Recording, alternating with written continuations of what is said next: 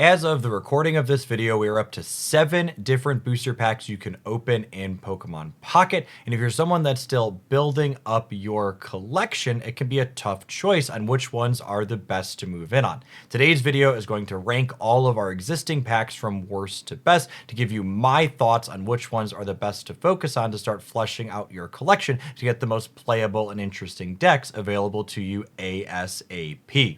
Let's start at the bottom of the barrel. The worst pack you can be opening in Pokemon Pocket right now, in my opinion, is the Pikachu pack from the Genetic Apex expansion.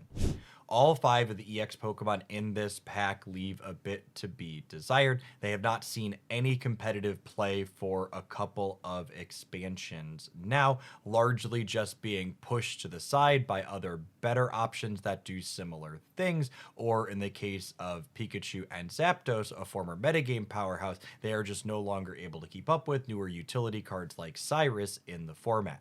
As far as 3 diamond cards are concerned, the Pikachu pack does not have any saving grace there either. Magneton as a stage 1 is the only one essentially that sees any amount of regular play. It is worth noting that this is the optimal stage 1 line powering Magnezone, one of the most popular and powerful cards in the format, but it is the lone useful thing from the second highest rarity in the Pikachu boosters. Ranking 6th, we have the Mewtwo booster pack from Genetic Apex. Looking at the highest rarity cards in this pack, Articuno EX is the only one among them that still sees consistent competitive play.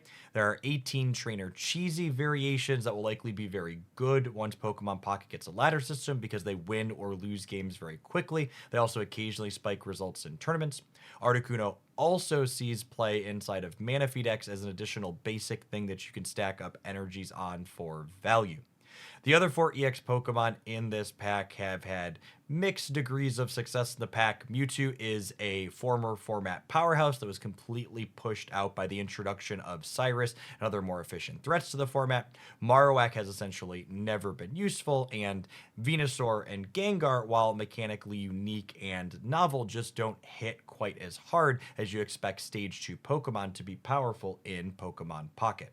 A small saving grace for the Mewtwo pack is that it's a handful of 3 diamond cards that offer a unique effect and a novel deck building experience if you want to work around them.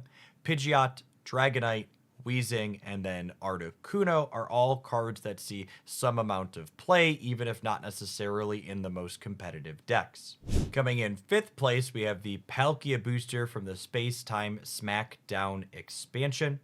There are 2 worthwhile EX Pokemon in this booster pack, Palkia its namesake, as well as Infernape. Palkia EX has a similar story to Articuno from the Mewtwo pack. It sees play in 18 trainer variations, sporting cards like Misty and Irida as support, and also works well alongside Manaphy as one of the payoffs that you can have with its big blast, dealing a huge burst of damage. Infernape is one of the most aggressively slanted Stage 2 Pokemon in the game, and its 140 damage breakpoint is really appealing in a lot of different metagames where Pokemon frequently revolve around having exactly that much HP. The other 3 Pokemon in this pack are somewhat serviceable under certain conditions, but they tend to be outclassed by other better options in most places. Ms. Magius is probably the closest among them to being playable because she can be quite aggressive, but in our current metagame with Arceus EX dominating the confusion keyword just leaves a lot to be desired. The Palkia pack's 3 diamond cards have way more misses than hits, but do have a few noteworthy ones. Garchomp and Bastiodon are really novel Stage 2 Pokemon that can be really fun to build your deck around and quite powerful when everything comes together. And Magnezone is arguably the best single knockout point Pokemon in Pocket right now, although it's also worth noting that this is not found exclusively in Palkia packs and can be obtained from Dialga, which is going to be ranked higher later as well. Coming in 4th place, we have the Mythical Island mini expansion. Of the 5 EX Pokemon in this pack, Mew, Gyarados, and Aerodactyl have all seen consistent amounts of competitive play. Mew EX is one of the best counterplay cards in Pokemon Pocket, letting you stop things like Charizard EX, Palkia, and others dead in their tracks by threatening to turn their best attack back on them. Aerodactyl is consistently one of the better pieces of top end you can play in smaller fighting decks. It takes a minimal amount of energy to charge up, and its Primeval Law ability can be really disruptive under the right circumstances. Gyarados is one of the more powerful stage 1s in the game, and on the back of Misty can get ready and rearing to go ahead of time. It's worth calling out in our misses that Celebi EX has seen somewhat consistent play as a finisher in grass decks when those are competitive, but it consistently feels like the worst card in the decks that is played, in my opinion, and I would wager it's only a matter of time before it sees little competitive play at all. The Mythical Island booster only has a couple of relevant 3-diamond Pokemon. Marshadow sees regular play in single knockout point fighting decks, and Vaporeon sees occasional play inside of Manaphy, letting you move around the extra water energy that you're making every turn. Coming in third place, we have the Triumphant Light expansion, our latest pack to come to Pokemon Pocket. Looking at its most rare cards, Arceus, Leafeon, and Garchomp are all standout EX Pokemon. Arceus is currently dominating our metagame. It is a very powerful basic Pokemon that can be splashed into a variety of colors and build your deck around it in a number of different ways. It has outclassed a number of previous Pokemon in the game, such as Yanmega and Wigglytuff and others that previously occupied this supporting colorless EX Pokemon role. Leafeon is a really unique mix of early pressure, effectively attacking for 70 for 2, while also offering an acceleration mechanic to grass decks. It's also effectively a colorless attacker as well, so it can provide its own grass energy along to go with the other 2 colorless that its attack needs. Garchomp is far from the only Stage 2 fighting Pokemon that we have, but it's very unique in the flexibility that it offers, giving you the ability to reach into your opponent's backline or hit their active for a heavy amount of damage, creates very dynamic and fun gameplay.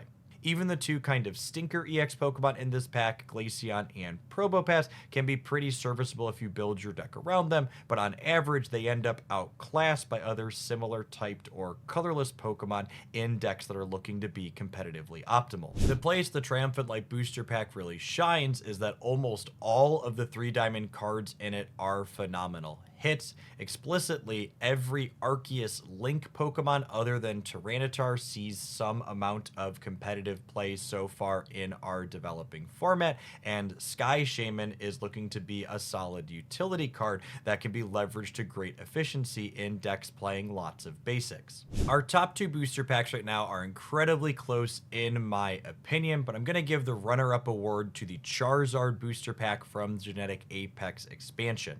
The EX Pokemon are really the strength of this pack, which is something that you love to hear when you're pulling for the more rare cards getting started.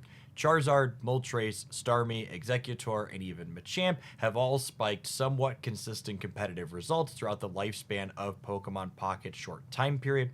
I also think the fact that these cards can all go in pretty drastically different decks, sans Charizard and Moltres, who are very clearly designed to be played together, is a big thumbs up for this being a really solid first pack for most people, as it'll open up the widest range of different decks for you to play, assuming you hit an even split of the EX cards contained in it. The Charizard pack also has a solid range of 3-diamond cards in it as well. Greninja is arguably one of the best single knockout point Pokemon in the game, and it regularly sees play as one of the utility cards control decks want to reach for, since its Pokemon ability can be used from the bench to get in chip shots of damage. Victory Bell and Melmetal aren't necessarily metagame powerhouses, but they're very unique and novel effects that can be fun to build decks around.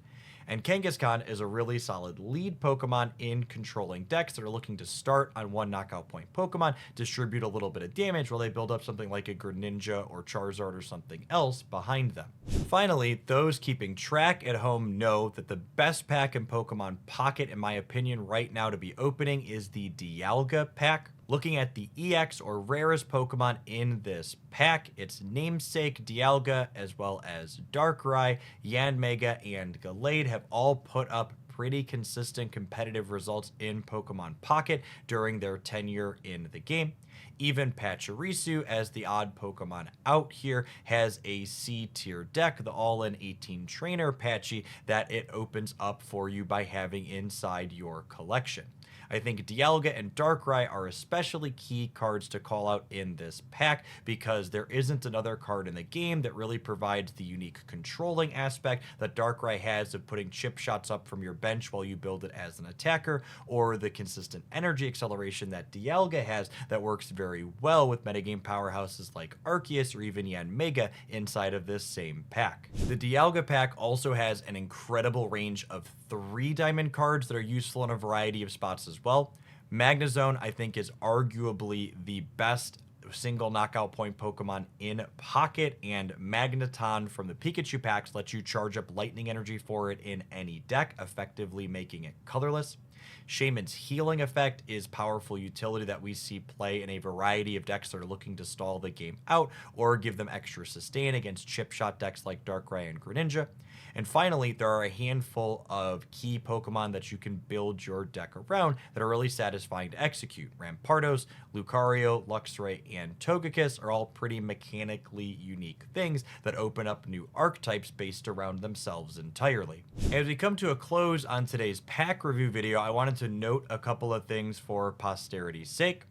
First and foremost is that today's video is not intended just to be a power rating scale of these cards in our current metagame. If you want to see that, make sure you check out my latest Sunday metagame review that happens every single week.